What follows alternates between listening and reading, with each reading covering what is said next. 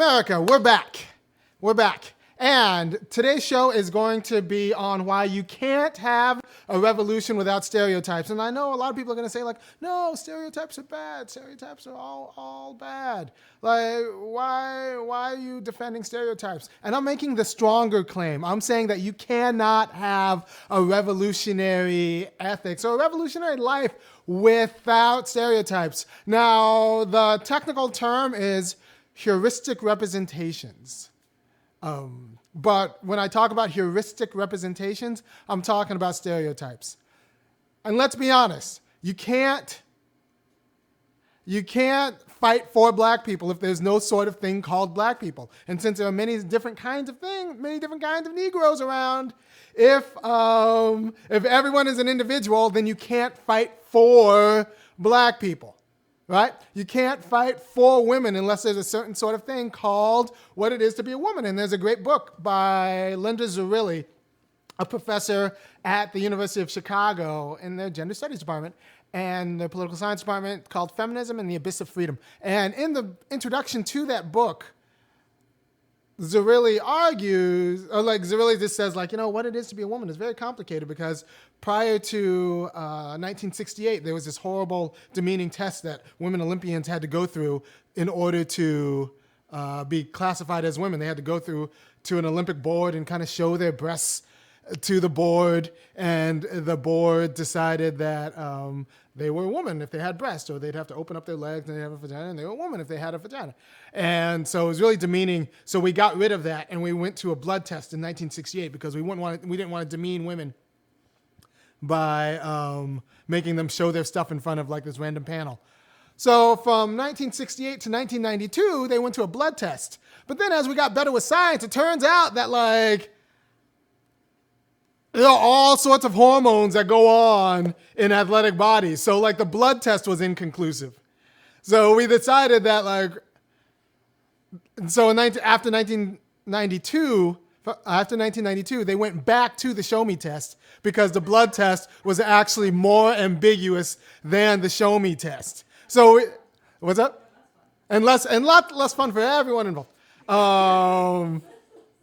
Had a very interesting medical exam that I'm going to have to work through with a professional that I can't do on live. However, it turns out what it is to be a woman is much more complicated than simple biology, right?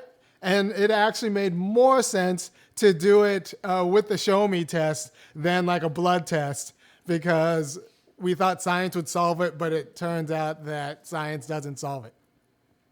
So you needed the less exact or the less scientific measurement in order to get justness in sports, in order to get a fair division between women and men in sports. So that and this is all in Feminism and the Abyss of Freedom in the introduction. And I found that amusing because we think something that's just scientific. Obviously, there's going to be the blood test will solve it. Caused more problems than it solved. So we went back to the other test, which actually just proves Aristotle's axiom that he says in Nicomachean Ethics that you only should expect as much precision as the subject matter admits. That means you only expect as much precision as the subject matter admits. That means if someone gives you a 300 question tests about why they love you, that means they might not understand love or how much precision the subject matter admits. So you only expect as much precision as the subject matter admits. And if you expect more or less precision than the subject matter admits, it's a sign that you're not actually wise. So wisdom is a matter of knowing exactly how much precision the subject matter admits, and then just admitting that. If you want, if you're asking for someone's credit score on a first date, then you might not be wise. You're asking for more and the wrong kind of information than the subject matter admits. And I'll just tell you, and you got to think about this, black people. So why do you need stereotypes for revolutionary politics? There's this cat, Leonard Harris, who teaches at Purdue. He's a black philosophy professor. I got his picture because, it's not often. There are only like 18 of us. Now, there are more than 18 black philosophy professors, but only 18 of them who are actually like willing to like do work and piss off white bosses. So like, but he's actually one of them who's doing the quality of philosophy that we need. He's at Purdue. His name is Leonard Harris. He wrote a great paper on insurrectionist ethics, pretty much that says, I'm going to put like the title here, if whatever we do as philosophers, if we do the quality of moral theory that wouldn't license a slave insurrection, then it's garbage. Like, you're just wasting everybody's time. You're wasting the white people's time, you're wasting the black people's time. And like, if whatever kind of ethics you're teaching would not license a slave insurrection, then why even bother? And you might be doing damage. So it's kind of a nice paper. It's a little bit academic, so if you're really academic, like, go ahead and go for it. There are two parts I'm going to tease out for this because he talks about the necessity of heuristic representations, also known as stereotypes, for revolutionary politics. You can't have a fight for the poor unless they're poor, unless there are people called, the poor. So I'm going to give you the intro, and then we're going to get in it. Hit the beat. To the beat, y'all. Yeah. Sound good to me. Never change the ways for the world or the government. If I was the president, then I would state facts. You leave it up to me, I paint the White House black and ain't no future in your front. All right, we're back. So, none of this is possible. Ooh, I might still be doing the... Okay, I'm back. Good. So remember, none of this is possible without the support of Broderick Flanagan, Broderick Flanagan Studios. He's a local artist. Just Google in Broderick Flanagan. If you want to support the studios, actually, I think the link is still live for them to buy a portrait of the young lady behind me, the dancer behind me. It's in the description of this video. So go ahead if you want a piece of art and also a piece of art that like indirectly supports black politics. Go ahead, click on the link in the description. Or if you're in the Athens community, go ahead and contact Broderick Flanagan because in addition to doing art and murals, and if you're in the Athens community, you know Broderick. In addition to doing art and murals, he also does lessons, and he could do your corporate retreat. Because it's very calming learning how to draw things. And he could do your corporate retreat. He could do your ropes course. He could do your mixer, your art class for your bat mitzvah, your quinceañera. He does it all for very reasonable rates. And in addition, more importantly, he runs Enlightened Media, which is a media company that works with black businesses and hooks black businesses up with white businesses and make sure that the contracts that these white businesses give out don't just go to other white people. So like if you need someone to do all of the locks in your office building, we know a locksmith. If you need someone to do your roof, Broderick could hook you up with a black contractor roofer. If you're a white business, or if you're just throwing your daughter's wedding, because apparently people get married, and white people, I know you get married. So, and a lot of money gets spent on aesthetics, hair care. No need for your beautician to be white or the photographer for the wedding to be white. You talk to Broderick hooks you up with a black business, and then kind of mediates the transition to make sure that business gets you what you need. So, if you have to exercise some of that white guilt by actually hiring black people, Broderick will help you hire the black people you need to hire. Now let's talk about that. Once again, that's Broderick Flanagan.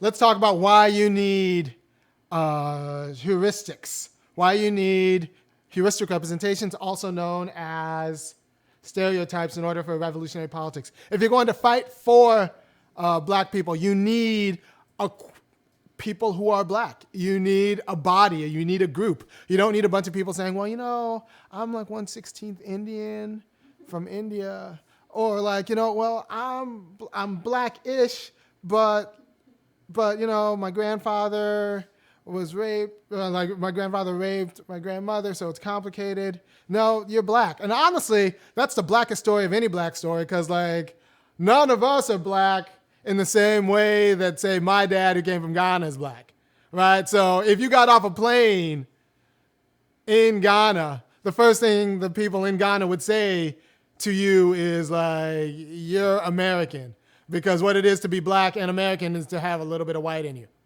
And that's like, for example, the difference between my mom, who's from South Carolina, and my dad,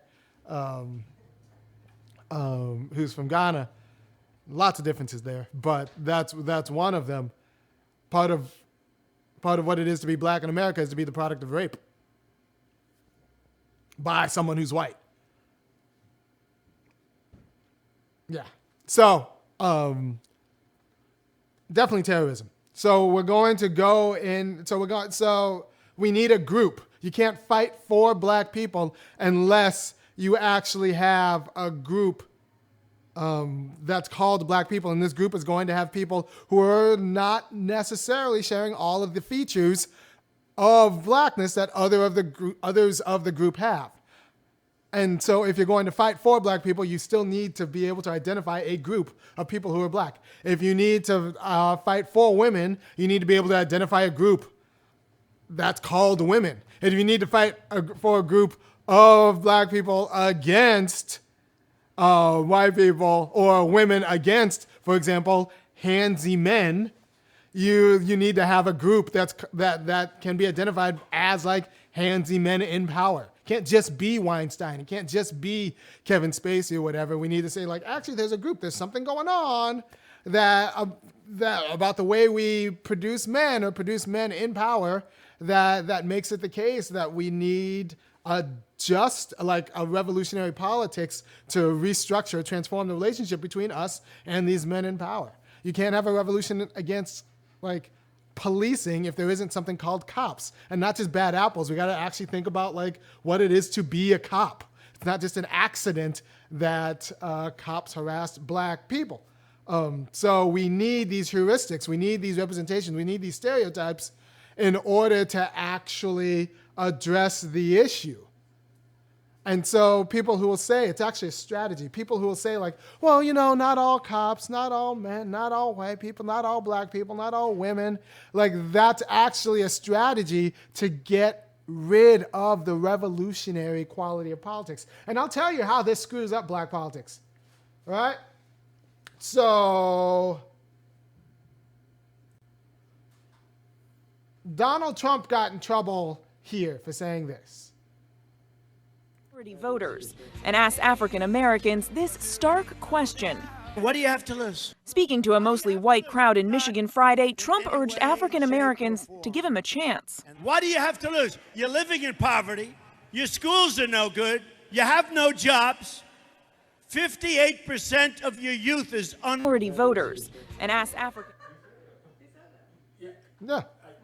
Yeah, so that was Donald Trump saying that we live in poverty, we don't have good schools. And you know what? Concentrated blackness, not going to be a lot of money. Like, if you find black people with money, unless it's in Prince George's County, but apparently a lot of those people lost their money in the foreclosure crisis. So I don't even know if Prince George's County is like concentrated blackness, there's going to be poverty. Like, anytime you have a lot of black people around, there's going to be poverty. I'm from Baldwin Hills. I grew up in Baldwin Hills, California. People are like, oh, Baldwin Hills, California, that's a lot of black money. No, like now it's not even. They had a whole show. Yeah, they had a whole show. No, they're going to have the same thing about Prince George's County, but we both know the truth. The problem is we know too many people from Baldwin Hills or Prince George's County. No, it's some black professionals, but now those people got priced out or moved out. And like there are a lot of Latinos there, and a lot of white people, and like so it's not even like concentrated blackness the way it was. So pretty much anywhere there's concentrated blackness, you're gonna get a lot of poverty. Like if you go to a school that's 90% black, you're gonna tell me you go to a public school that's 90% black, you're gonna tell me that like poverty isn't going to be an issue there? That's just false. So even if there are black people who have money, and there are black people who have money, not enough. And not enough to deny math, right? So when you say that, like, well, they're black people with money, you're just confusing the argument because, like, the math isn't working out for you. You're just confusing the argument. On my Facebook wall right now, by the way, I didn't get a chance to download this video. It's a great video of the homeless in LA. It's on my Facebook wall right now. You should watch the video. It's silent, so you can watch this as you do this if you can multitask. But it's homeless in LA, and you know what? The homeless in LA, they're black. There are a lot of black homeless males in LA, and this video is just Christmas Day 2017, driving around Los Angeles, and you know what you find? A lot of black homeless people, because we're priced out of California.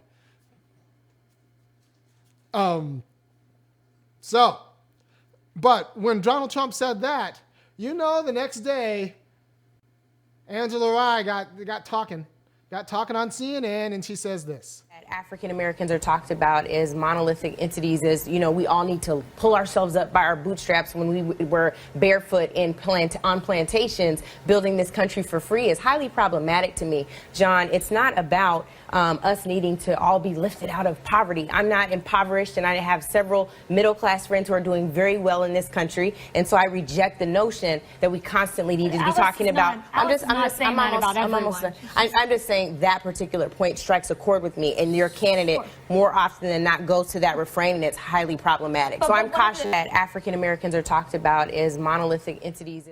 So Rye's confused in a lot of this. She's like, all right, so African Americans shouldn't be talked about as monolithic entities, except when she talks about, later on in the interview, she talks about how, you know, black people built this nation, but not all black people.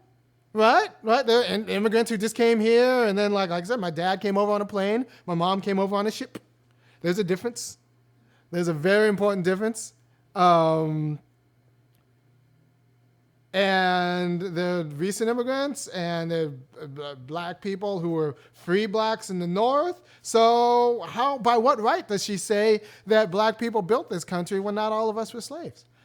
She says it because she actually needs a politics where you can account for black generational poverty because of slavery, because of Jim Crow. You need a politics that accounts for this as an accident, right?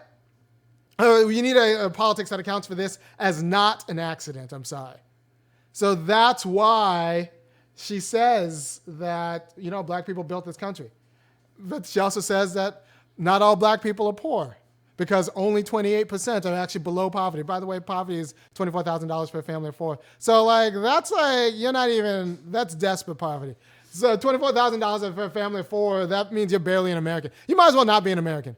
You're not an American because you don't do the kind of things that Americans are supposed to be able to do for $24,000 in a family of four. And I think it's like 51% of black people, black households are under $50,000. So that means, and $50,000 for a family of four still isn't a ton of money. It's not a ton of discretionary money. You can't actually like get the capital to start businesses. Right, you better hope your roof does, because that's boom, 10 grand. Or your furnace, or or septic system, because that's $8,000. So there's a difference. So $50,000 a year for a family of four is not, that's still like no money. That's still not real money. Or buy a car, and everything costs. So you're making that money, but you still can't pay off your student loans and your mortgage. You can pay off one or the other. Well, white people just can pay off both, and their kids. So there's what you don't know about black generational poverty is that it matters, and it's because we're black in a nation that didn't have a problem grouping black people together. This is another thing when liberals say well, we shouldn't use stereotypes and not all black people are poor. You know who didn't have a problem with that? The Klan members. Klan members did not have a problem saying, I want that black person, but not that black person. No, they didn't have a problem with that. They didn't have a problem. And figuring out, you know who else didn't have a problem? I'm going to put a picture of Athens up so people know who I'm talking about. This is 1964 Athens. They were trying to desegregate a burger spot downtown. The people on the right side of this picture did not have like DNA tests when they figured out what Negro they did not want to sit next to in the burger spot. So not all black people, and it wasn't about like, well, we just don't want poor blacks around us. No, they were like, no, we don't want any of them. And they let the them slide. There was the one drop rule and all of that. So if they used stereotypes because they wanted a kind of politics. Because in order to get a kind of politics, you need stereotypes. Hitler wasn't going around saying, well, all right, so your father's Jewish, but your mother's not, but you're circumcised, and you're thinking about your bar mitzvah. No, that's not how it worked, because they wanted a quality of revolutionary politics. So if we want the quality of revolutionary politics to actually get justice, we need the tools of revolutionary politics. And the tools of revolutionary politics are group identities. Right? And this is what Harris was arguing in this paper on insurrectionist ethics. You need group identities. You need to be fighting for and against some people, or against some people, and you need to be fighting for your people. That means you need to make a claim about a people. You need to make a claim about a people. And the only way to do that is with a group identity. So when some poor black person says well, I don't feel comfortable saying that I'm black because, I'm lighter than most. That's not, no, you're black because the reason why you're poor is because you're black. And Angela Rye is just confusing people. And what it does is it gives another, I don't have a copy of this video, but I did a video where I was arguing for black people to get contracts in the city of Athens. And one of the councilmen says well, we shouldn't be looking at people because through their color, because I know some black people with money. That's what she said. And this video is, it's on my page. So if you go to my page and you just look down and you see a picture of me speaking at a city councilman and click on that video. And the councilwoman, Sharon Dickerson, was like, well, I know some people of color with money. That doesn't matter. You can't see us through loopholes. You can't see us through exceptions. Those people are not representative of the fact of black life. You know what is representative of black life? This median. This median is representative of the black struggle. Right? Not loopholes, not exceptions. So you can say well, some white women didn't vote for Roy Moore in Alabama. That's not sufficient. That's not sufficient when most of them did, and you can't give an account of the difference between the ones who did and the ones who didn't in terms of institutional structure. It's not like the ones who didn't go to the same schools as the ones who didn't. No, if you all go to the same schools, you're all in the same families, if you all have the same education, the same institutional structure, there's a reason why, if the government treats you similarly, there's a reason why most of you voted for this guy and all the other black women voted for the other guy. You can't just say that there's an easy dichotomy well, I'm a white woman, but I'm not a Moore voter. You need to be I'm a white woman, and I have to think about what is going on with white womanhood, that I'm an exception to the rule. I'm an exception to the rule.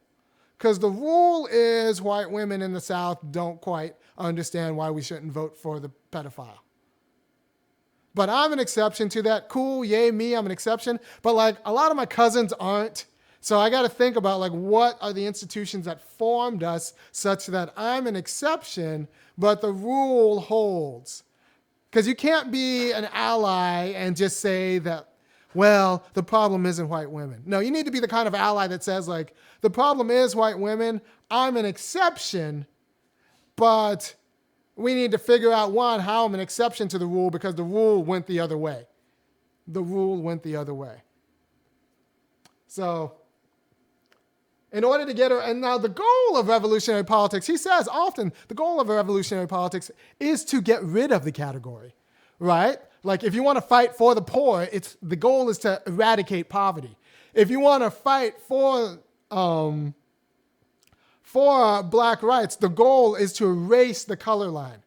In the same way that if you want to fight against cancer, the goal is to erase cancer, and you don't get there by ignoring the cancer.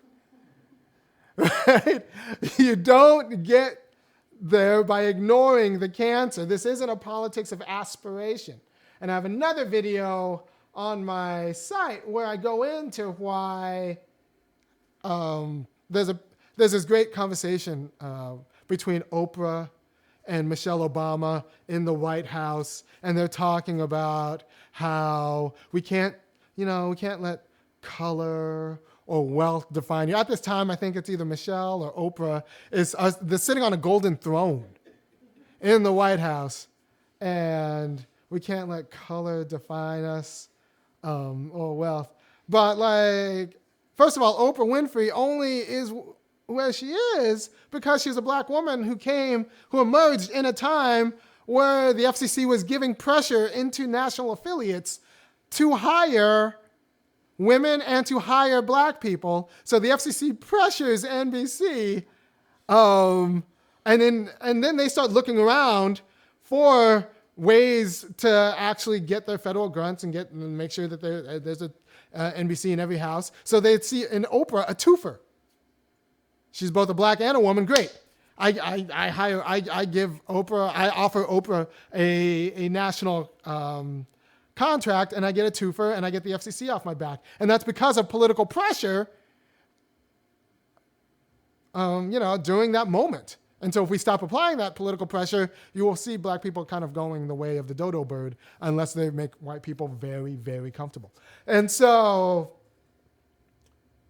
Oprah is Oprah because of her acumen and her willingness to toe the line and she admits this sometimes, and because of her qualities as a talk show host. But she was also a black woman in a time when ABC needed exactly one black woman.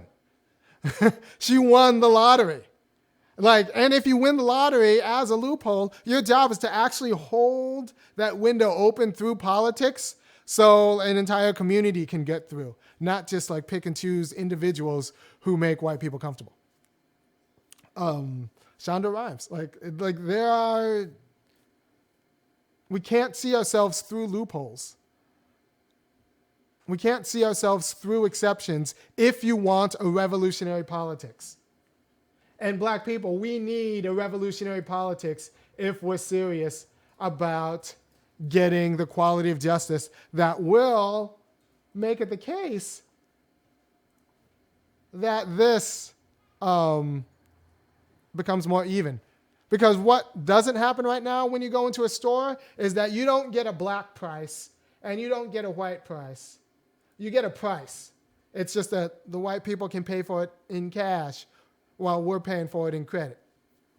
Because that's what these numbers mean. That's what these numbers mean. Make no mistake. So, and if you confuse that and you let liberals confuse that, it means that you don't know what it means to be black. And there are a lot of people out there in these United States who don't know what it means to be black. For example, we're about to see a coronation, literally a coronation of a black princess. But her job is to confuse people about what it is to be black.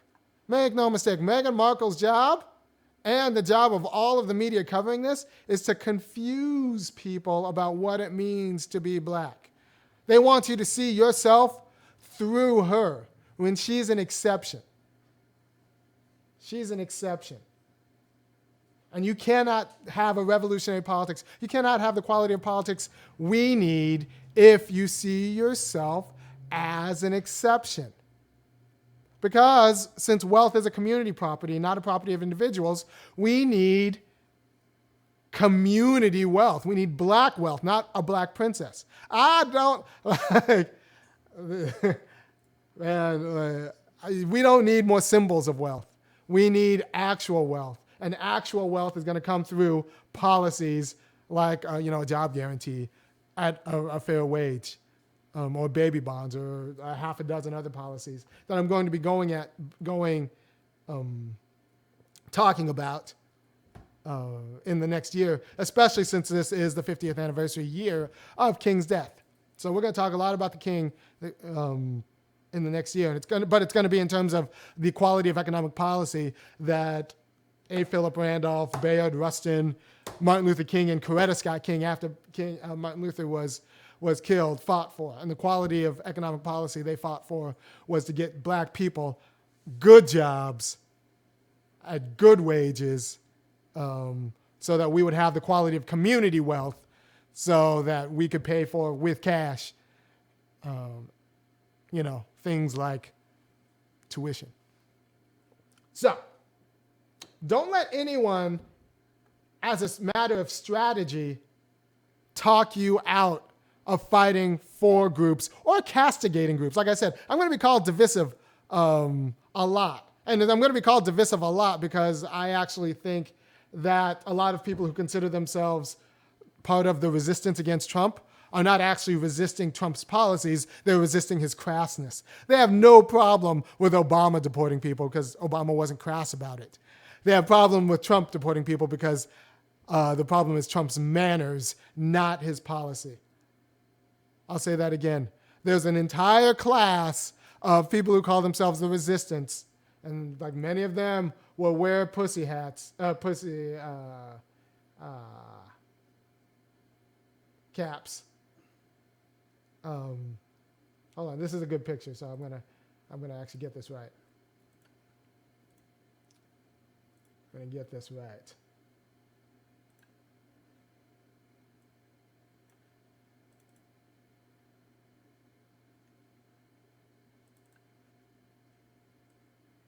Thank you for your patience. All right, so last week I made a provocative statement that, like, a lot of the problems with democratic politics is that the cop probably knows more about labor unions and labor policy than the woman in the picture. This is at the Women's March. And because for a lot of women, unless you're like a nurse or a teacher, you might be emancipated from labor politics because your employer of last resort you can meet at Match.com. I said that last week. Got a lot of heat for it, but I think it's true. Whereas the cop knows labor policy. Every cop in these United States, 85% of cops in these United States knows about the importance of a union. I think of the high, so 100%, I got Marcus saying like, no, 100% of the cops in the United States know about the importance of the union. Can you say the same thing about the women doing the Women's March? I don't know. So might be one reason why the resistance against Trump might might not have the quality of labor politics you need. And I said that, like, honestly, because for a third of them, it's like either the career market works out and they become a white-collar professional, or they become, or if that doesn't work out, and the educated ones who actually set the discourse, if that doesn't work out, their employer of last resort is like the husband they get. They can marry a cop or Chad, the banker. Or I'm just saying, show me a city whose police force doesn't have a union. Yeah, show me a city whose police force. You know what? Yeah, show me. From 100%. Show me a city whose police force doesn't have a union, and then show me an indivisible group who can actually talk union politics. Show me an indivisible group who can actually talk union politics. And that's going to be the reason why, an indivisible group, or like, yeah, and that's going to be a reason why the resistance against Trump isn't going to have the quality of both racial politics and labor politics, because they're tied, that black people need. So I got in a lot of trouble with that because people say, like, well, you need more nuanced. No, I actually don't.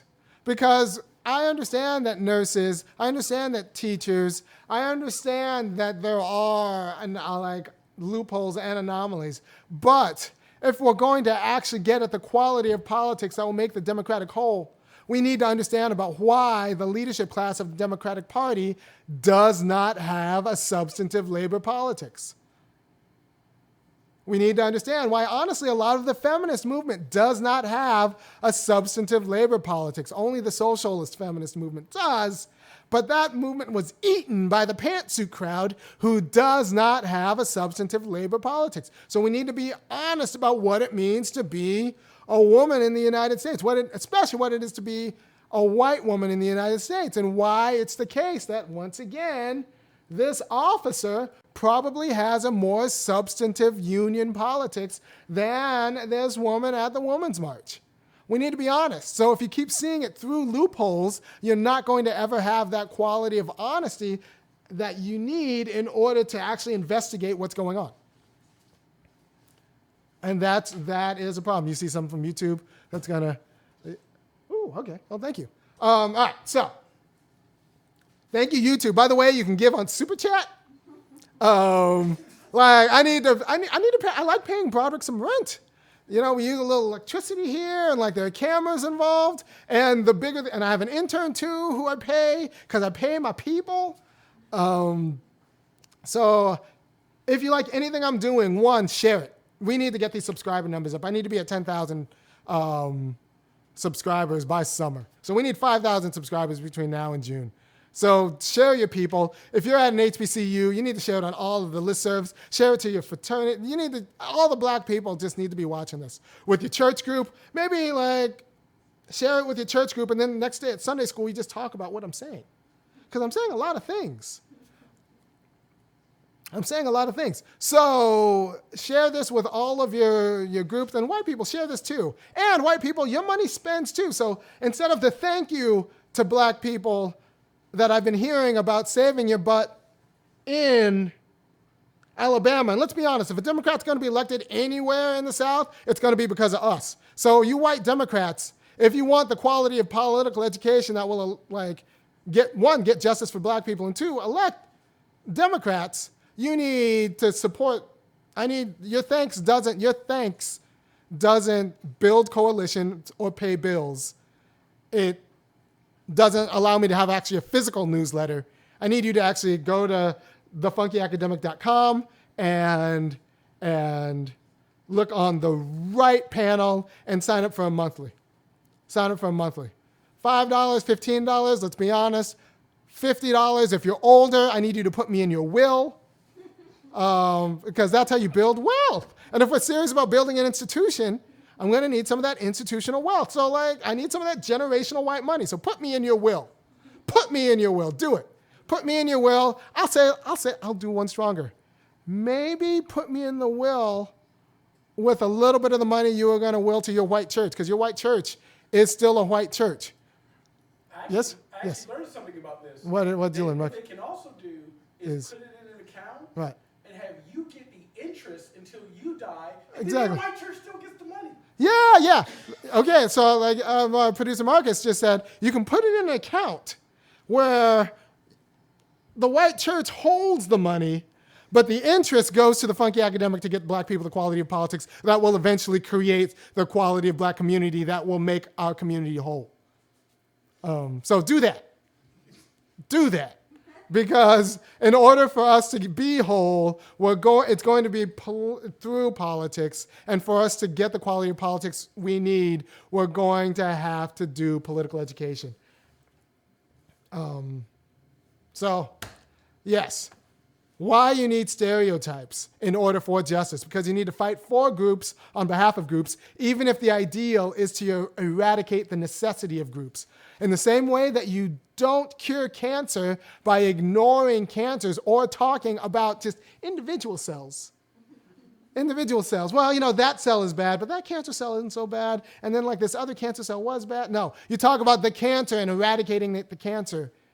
You need to talk about the race line by talking about some of the degradations we heap on black people And if you want to eradicate those degradations, you don't do it by ignoring them. You do it by addressing them. You do that by fighting to make sure that black people are included in the economy. And like I said, for the next 6 months, we're pretty much going to be talking about King and economic inclusion. For the next at least 4 months up until the anniversary to his death, because that's what he died fighting for. It was civil rights and economic inclusion. And if you don't know what was going to be the name of the March on Washington for Jobs and Freedom in '63, A. Philip Randolph and Bayard Rustin were sorting this out, it was going to be, I think, civil rights and economic freedom. Let me make sure I get this right. The march was going to be called, it's important, yeah, civil rights plus full employment equals freedom. That was going to be the theme of the march. Civil rights plus full employment equals freedom. That was going to be the thing. That's A. Philip Randolph. We'll talk about him later, and Bayard Rustin when they were thinking about the March on Washington. That was going to be the theme. We need to talk about full employment. We need to talk about a federal job guarantee. We need to talk about who's going to dig the ditches to make sure that there's broadband all across the United States. We need to talk about who's going to do the deferred maintenance that needs to go on in black houses. We need to talk about elder care. We need to talk about child care. We need to talk about how we're going to pay them starting at $20 a month, $20 an hour. We need to talk about who's going to actually do the deferred maintenance in all of the places that need septic work that now black people are getting hookworm because septic work takes $7,000 and we don't have $7,000. We need a federal jobs program that talks about community newspapers and community bands and community theaters that we had with the WPA. We need to talk about the federal jobs program that will actually get the pipes out of the houses in Flint that still are leaching lead into the water. And black people, it's not just Flint. Pretty much everywhere there's a congregation of black people, check your water because it's not just Flint. Yeah. It was funny. D.C. actually had a big issue with that before all the gentrification happened. Yeah, exactly. There you go. Okay, so my partner Marcus, he spent a lot of time in D.C. He was saying Washington D.C. had a huge lead problem, and then gentrification happened, and then poof. Would you believe the water got fixed? And I bet you it was both a public and a private thing. It was both white people being able to rehab their houses, but also having the political power and the political clout to say no, we need the city to take care of these pipes. And this is one reason why Baltimore still has a lot of lead in it. Freddie Gray, Atlanta really? Oh, that's right, yeah. Yeah. Atlanta, several schools, they couldn't drink the water. All right, so that's a neurotoxin that you can't get rid of. These kids are going to be slower than they have to be for life because of bad politics. And we need these pipes ripped out. We have $90 trillion. Who's going to pay for this time? We have $90 trillion in private wealth in the United States that just sits. So we need a wealth tax to tax that wealth, claw it back, pay it to black people to rip out these pipes and get the infrastructure, both cultural and physical infrastructure that we need. It's not 90 trillion. I'm actually lowballing it. It's somewhere between 94 and 96 trillion. But $1 trillion here, $1 trillion here. I know pretty much it starts to add up after a while. I like to lowball things. But my look was the idea that they're going to issue that tax. Well, we need the quality of politics that will actually say the money it was made from exploitation, so we need actually to claw it back. And this is the argument Obama should have been making for 8 years. Even if you can't get it done, you make the argument so that when I make it now, it's not the first time people hear it. That's how you grow a politics. And that's the quality of political work I'm not very happy about Obama. And we need groups so we can actually talk about the quality of history. Because you can't talk about history without talking about groups. You can't talk about history in the United States without talking about groups. And I'm going to give you Mercer Barato on talking about why this is the case. You have to really understand that we have a racial divide. And a lot of that is rooted in history, a history that we have yet to confront. We need to confront that history. And And on the policy aspect, the way to close the wealth gap, we know how to do it because we've done it for white Americans. We did it after the Great Depression. We know how to do it. It's a mixed economy, banks, government, you know, secure mortgages, you make them risk-free. We did it. It didn't cost very much money. It actually increased money, right? We just have refused to do it for black communities. And so if we're going to talk about it, we've got to talk about it in a way that is federal, large, and that targets the problem, which is segregation, concentrated poverty, all of that stuff. But it takes looking at the history in an honest way instead of saying, oh, well, Martin Luther King gave the speech, and now we aren't going to judge people by the color of their skin. And so, good, we're over. And, you know, it's like the John Roberts rewriting. He says the way to stop racial discrimination is to stop discriminating based on race. And what he meant was we are now colorblind. And what we realized is we're actually not colorblind. We've never been colorblind. We have to see color again and look at it in a way that recognizes the history of color. We have to really understand. So there's a lot of work that needs to be done, including getting into our curriculum and saying, like, look, we need to talk about groups. We need to, like, stop talking about how, like, we need to erase the color line and how we're all individuals. No, that's a strategy to weaken the quality of revolutionary politics we need to be made whole. Because make no mistake, black people were never been made whole. And it's going to be the quality of political education. It's going to make white people feel nervous. It's going to be the quality of political education because of their whiteness. In the same ways, it's going to make black people feel nervous because of their blackness. Now, here's why there are good heuristics and there are bad heuristics. By the way, someone in YouTube, I took a look. I'm going to talk about Reverend Barber and the Poor People's Campaign after I'm done here. It's important. He's on the right track, right? He's on the right track. But there's a reason why we can't talk about the quality of history we need in classes. The reason is that the teachers don't feel comfortable. The teachers don't feel comfortable talking about race and class, or the teachers don't know enough. They don't know enough history to actually talk about it. And then we assume that any history that actually makes white people feel bad must be bad because it makes white people feel bad about their whiteness. Now, there's a difference between good heuristics and bad heuristics. All right? There's a difference between good heuristics and bad heuristics. That's good stereotypes and bad stereotypes. Good stereotypes are where you can tell a conceptual story, a historical story about why this group emerges as a group. For example, I can tell a story about why white women are bad at labor politics. I can tell a story. You can say, like, well, you know, or I can tell a story about why black women might be better at it because they've always worked. And you can say, like, no, my great-grandma, she was a stay-at-home mom, or like my aunt is a stay-at-home mom. Yeah, that's a loophole. Black women have always worked. So anybody who's telling you that black women haven't worked and that I shouldn't talk like that is actually a problem for your politics, because a black woman's politics that's appropriate is a black worker's politics. So don't let anybody tell you that black women have been June Cleaver or the woman from the Donna Reed. Black women have always worked, often for June Cleaver and Donna Reed. My grandmother cleaned houses Yeah. and then came home and took care of 6 kids. Yeah, no, and that's not just your grandmother. Yeah. That's black life. Up until the 40s, 75% of the black workforce, 75% of the black workforce in the South was either farm labor or domestic help. So yeah, we do windows and we pick stuff. Like 75% of the South. And that's 60% of the national black workforce. 75% in the South, 60% of the national black workforce was domestic labor and farmers. And most of those farmers were sharecroppers. So let's be honest, it was sharecropping or domestic work.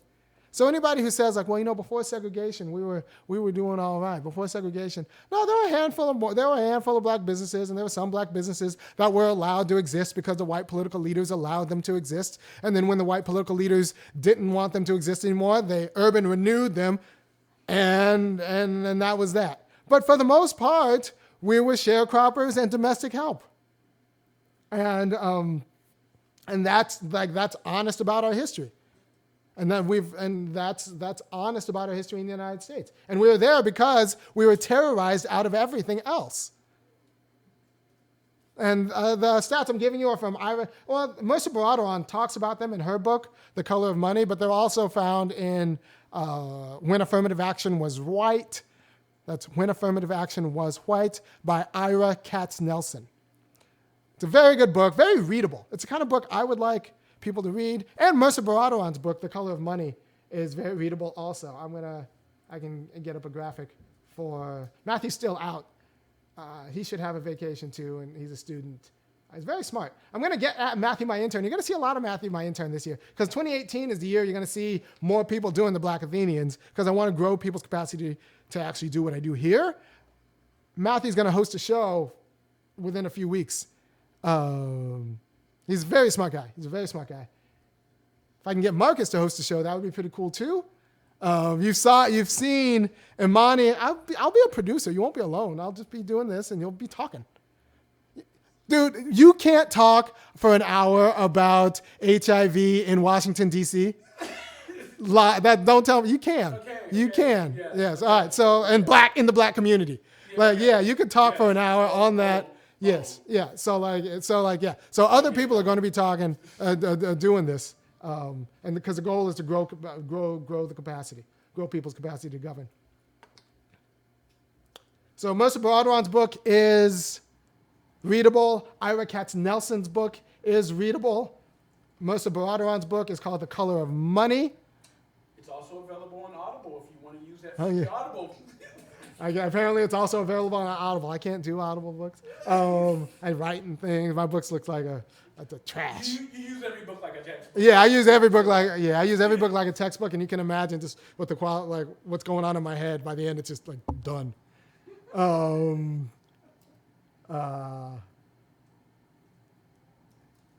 So we need to get aggressive about what it would take for a revolutionary education. And for a revolutionary education, we need to understand the necessity of stereotypes, the necessity of heuristic representations. And the good heuristic representations, the good stereotypes, you can tell a story about how there's a conceptual unity that accounts for, the group. There's a conceptual unity that accounts for blackness in America. You could say, and it's not a matter of biology. It's not even a matter of color. It's a matter of white people needing cheap labor and looking for a reason to subjugate a people to justify their want for cheap labor. So they created black people, and that's why there's black people. You could say it's just a social construction. Yeah, but you know what else is just a social construction? Money. So unless you're telling me that money doesn't matter because it's just a social construction, race doesn't matter because it's just a social construction. And what's going on? Wealth is credit. My grandkids' legacy is hope. yeah. My wealth is credit. My wealth is credit. My grandkids' legacy is hope. And we fought for that too, because it didn't have to be that way. We elected Barack Obama, and he gave us hope. We could have had a jobs policy or advocacy for jobs policy, but instead we got hope. People, and this is one thing about what Cornel West said that was right about Ta-Nehisi Coates calling Barack Obama like the vision of, or the modern Malcolm X, or that's affront to Malcolm X in so many different ways. But let's be honest, Barack Obama was Ralph Bunche. He was black people's Ralph Bunche. Ralph Bunche's not a bad person. He was black people's Tom Brady. No, Tom Brady's a quarterback. Tom Bradley. I said that. Now, there's some black people who are watching on YouTube who are going to get on me about that. I meant Tom Bradley. I'm from California. That means something. Oops. but I'm just saying, like oops. Tom, you two be nice to me. I made a mistake. I can't know everything all the time. These lights are hot. So there's a difference between Tom Brady and Tom Bradley. Of all the people that make that mistake. Yeah, I know. Oops. I don't even want to look at the YouTube comments. Just They're being nice. be careful about it, brother. I think a lot of my people are from the South. That's why. If people were from LA, they'd be like, what? But like, let's be honest. Tom Bradley, for all of his good work, he ran for governor. I'm going to get Tom Bradley's resume right now. Everyone knows him because as being the mayor, the mayor of Los Angeles. I was in Los Angeles I was born in Los Angeles in 1977. But you know what? For all of that Tom Bradley did, ask black people how they're doing in Los Angeles right now. They're not doing so hot. Like I said, you go to my Facebook, the first thing you'll see is a video of the homeless people in Los Angeles. And what it is a video of black people. It's a video of black people. Just because they can't afford to live in LA anymore. LA is not for them.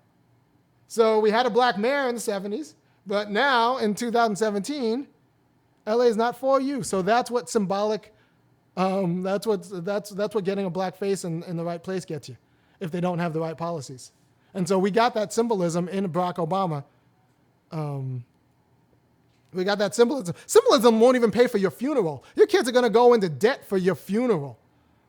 They might put a nice picture. They might bury you with a picture of Michelle.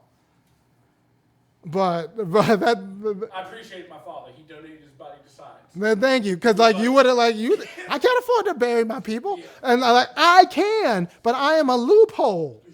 I am a loophole. I can read 4 languages, and I got all these degrees. You can't say every black man is like Iron Man. No, I am a loophole. I don't pretend that my experience is representative.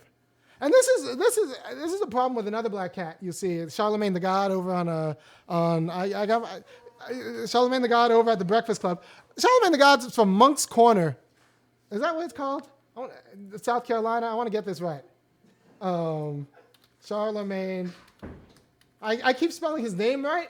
And Google doesn't recognize it because he spells it not the way it's supposed to be spelled. But he's from Monk's Corner, South Carolina, and he's trying to pretend that black people aren't poor, or that the problem is bootstrap. No, Charlemagne, you are an exception. You are a loophole. You should be spending the rest of your life trying to figure out how to get other people in Monk's Corner, South Carolina, the justice they need because they're broke. Yeah, what's up, Marcus? I'd like to point out that Charlemagne's book, Black Privilege, is number 2 Yeah. in the comedy category. In the comedy category. Yeah, because it's a joke. It's a joke. Right behind Kevin Hart. Right, it's a joke. Yeah, no. Kevin Hart actually said some funny things about LA. Yeah, exactly. Kevin Hart said some funny things. Yeah, it's making one Negro money. If one Negro has money, my life will be worth it. No, black people, no. I just want to be clear, though, that they listed it Under the comedy category. Yeah, no, Monk's Corner is black life, not Charlemagne. So if you see black life through Charlemagne, and insofar as he doesn't talk about the truth about Monk's Corner, it's just not truth. Nobody talks about. People think of Gary, Indiana, and they think of the Jackson 5. But black people, you go to Gary, Indiana right now, and it is not a pretty place. And that's just the truth about Gary, Indiana. What's going on? Yeah, Charlemagne's making his nut. Not talking about the truth about black poverty, and how that matters. You're an exception. And that's anti-revolutionary politics. It's actually anti-politics.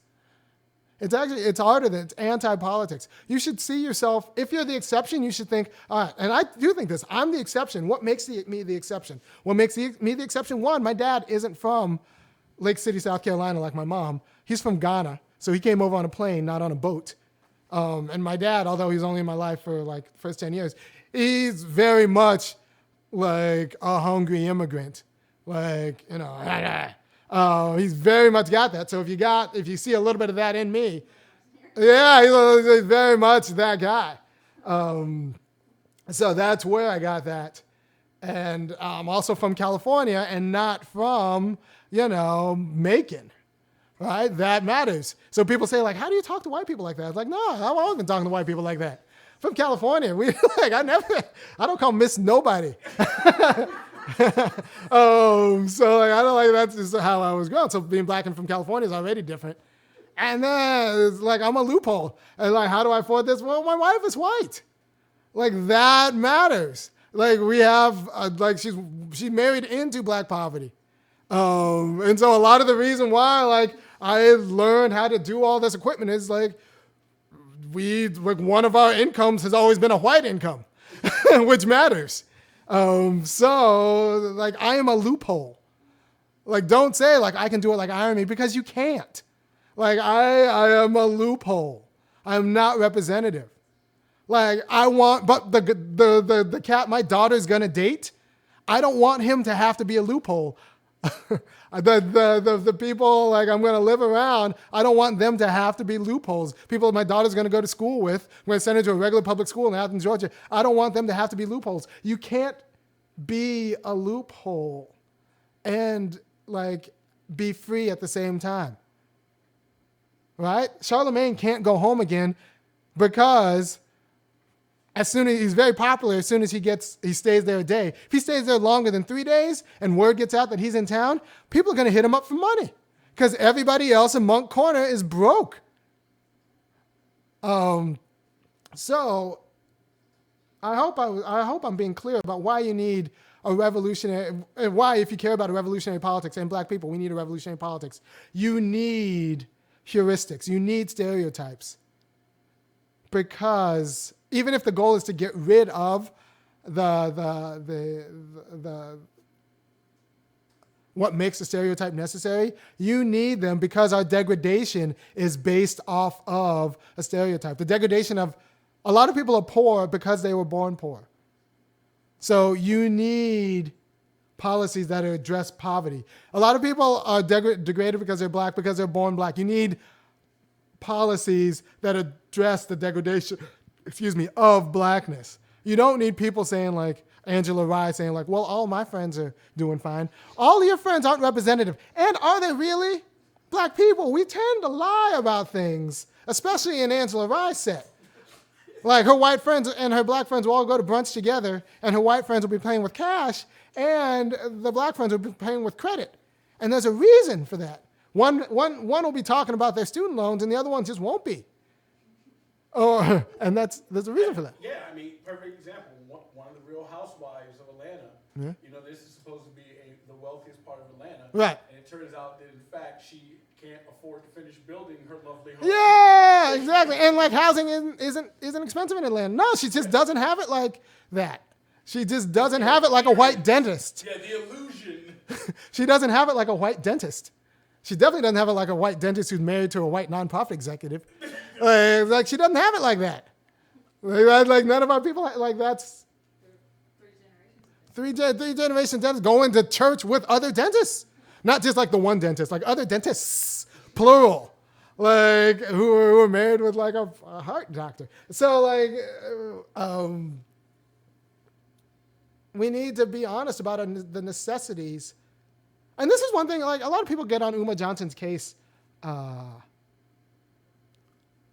for a lot of reasons. And there are a lot of reasons to get on Umar Johnson's case. Like, I think he's not wrong about everything, but I think it's important. I think it's important for a lot of reasons. And I don't think he's bad for the black community. So like, I don't know if you give him money, I think you should give me money instead. But like, don't talk bad about Umar necessarily because he does some important things. And he actually says he's very important. He's very clear about when people talk about Oprah or when people talk about Michelle Obama, he's like, no, those aren't representative of black people.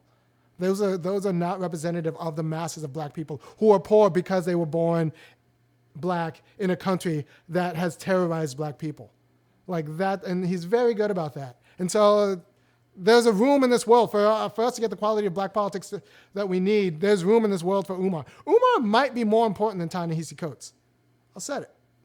And that's why he's not going to get the money that Coates gets. But he might be more important. So like Umar's good. Someone I said before I leave, I want to talk about Reverend Barber. Because Reverend Barber is, where is the picture I got? Reverend Barber, every time I see Reverend Barber, I want to give him a salad. And that's a horrible thing to say, except like, whatever he eats, I'm sure has killed more black people than the Klan. This is Reverend Barber. And I got a picture of him that actually, like, I've seen him look more unhealthy, and I've seen him speak live. I say this with love, but man, it's stressful. I'm going to do a whole thing. It's stressful doing what he does, so I want to make sure his blood pressure is right.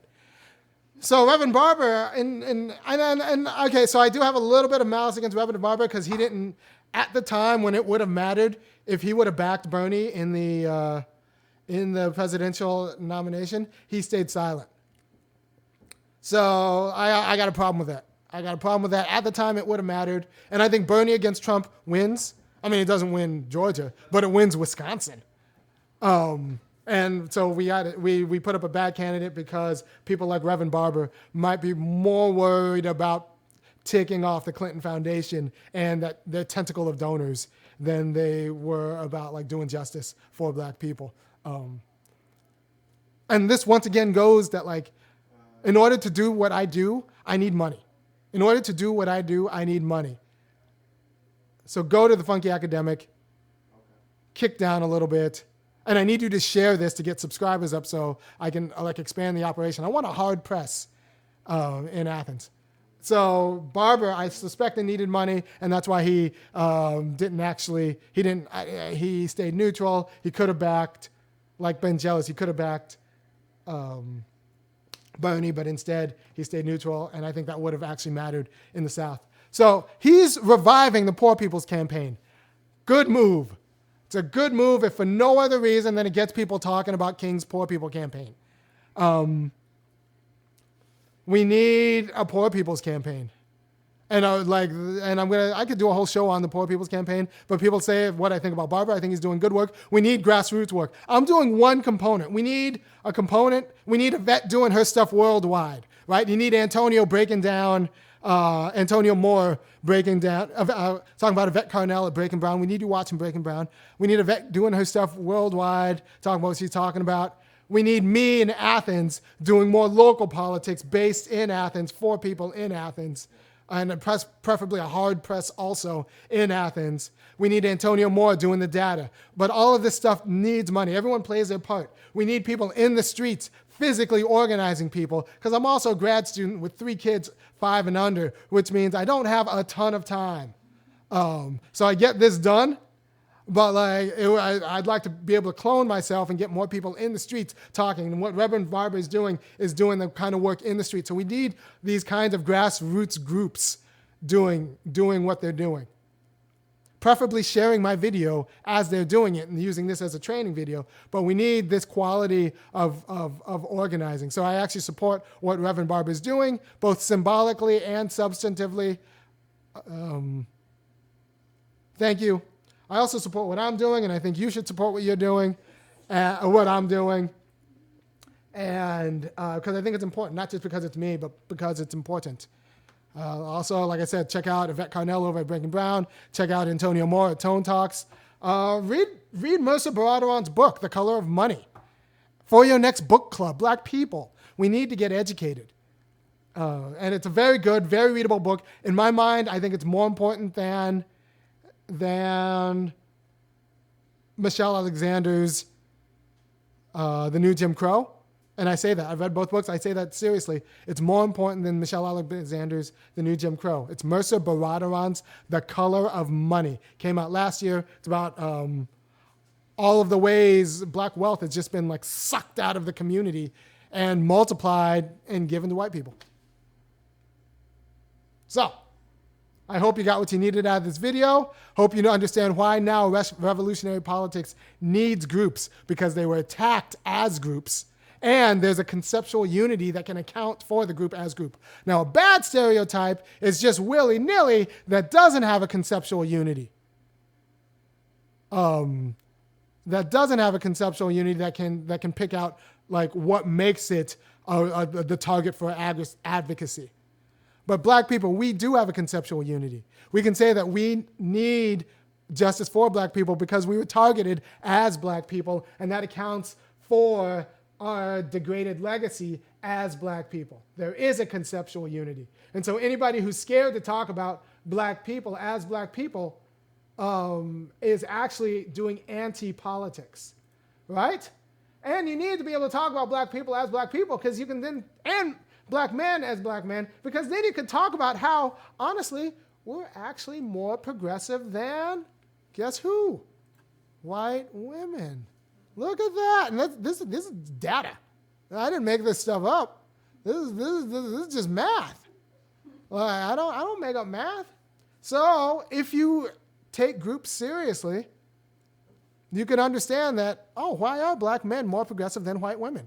Well, we need to, one, understand that there's a thing called black men, and there's another thing called white women. And I know that a lot of your schooling says that you shouldn't make ontological entities out of groups. But in order to do revolutionary politics, you're going to have to actually do this. And then look at what forms white women such that they're less progressive than black men? And honestly, I have other studies that show that actually black men are more progressive than black women, but I don't know if we're ready for that yet, because backlash matters. All right, so we're gonna need the sisters for our politics. For black politics, we're gonna need sisters. So I'm gonna have to be. I dance very carefully around that, because here's the deal. And people, I say it there's a war. There's a war against the politics of white women and the politics for black men, and the turning point is going to be black women. Black women are going to decide who wins that war. Are they going to decide with white women? Are they going to side with white women and say that we too can be Kerry Washington and Shonda Rhimes, or are they going to side with black men and decide that our community actually needs to look at how we treat black people as men and women, not just black women as women. And I'm going to bring up one more photo that brings this to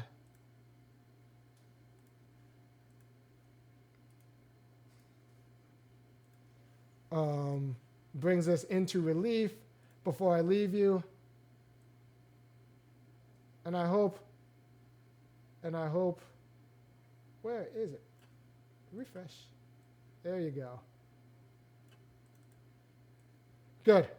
Because the problem and why so much of this turns on the sisters is because at the end of the day, the white feminists are going to tell you that the problem with this family is James. James is angry. And I'm going to tell you the problem with this family is James didn't have a job that paid $25 an hour. James didn't have a union job that paid enough. So we need the quality of policies not that allow Florida to get rid of James. We need the quality of policies that make sure that James and JJ get good jobs. And Michael, don't forget about Michael. I want Michael and Thelma and Winona too. I want all of them. I want all my people having good jobs. I want all my people having good jobs. But we got to watch feminists who don't have a real labor policy who'll just say well, Florida just needs to divorce James. So that's all I have to say. I'll see you next. I won't see you next week. All right. So here's the deal. I'm going to a conference next week where I do this in front of people. All the white people are going to be very upset.